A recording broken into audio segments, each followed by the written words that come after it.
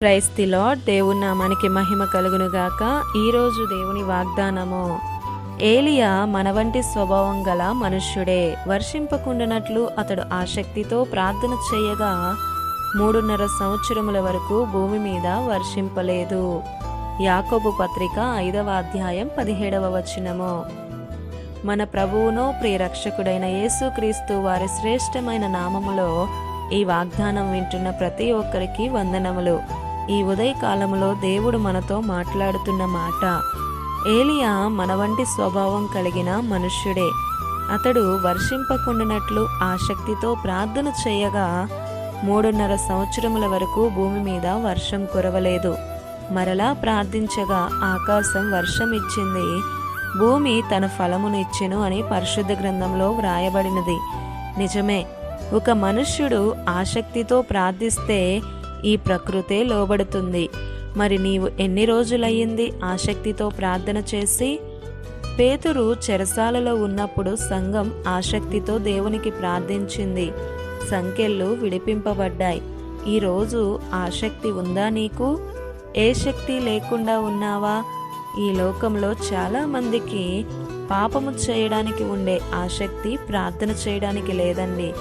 లోకాన్ని, లోక ఆశలను, రంగురంగుల ఆకర్షణీయమైన వాటిని ప్రేమించడానికి ఉన్న ఆసక్తి దేవుణ్ణి ప్రేమించడానికి లేదు. ఎదుటివారి ఎదుగుదలను ఓర్చలేక వారిని నిరాశపరచడానికి ఉండే ఆసక్తి ప్రోత్సహించడానికి లేదు. ప్రతిరోజు వార్తలు చదవడానికి ఉండే ఆసక్తి దేవుని వాక్యం చదవడానికి అసలు లేనే లేదు. ఎదుటివారిపై లేనిపోని మాటలు చెప్పడానికి, పొరుగువారిని విమర్శించడానికి, మనుషులను అనుసరించడానికి ఉండే ఆసక్తి యేసయ్యను అనుసరించడానికి లేనే లేదు. ప్రియ సహోదరుడా, సహోదరి, నీ ఆసక్తి దేని మీద? ఇలా ఉంటే దేవుడు తన నోటి నుండి ఉమ్మివేస్తాడు. 2 పడవల మీద మన అడుగు ఉంటే గమ్యం చేరలేము కదా. ఆలోచించు, నీ ఆసక్తి ఎలా ఎవరిపై ఉందో.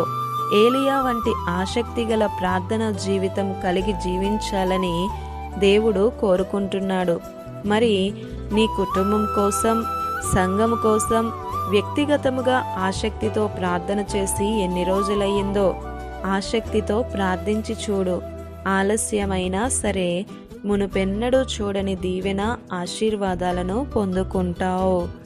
ఇది నా వాగ్దానం మీ అందరి జీవితాలలో నెరవేరాలని కోరుతూ దేవుని సువార్త పరిచర్యలో మీ సహోదరి Prasanna. God bless you. Amen.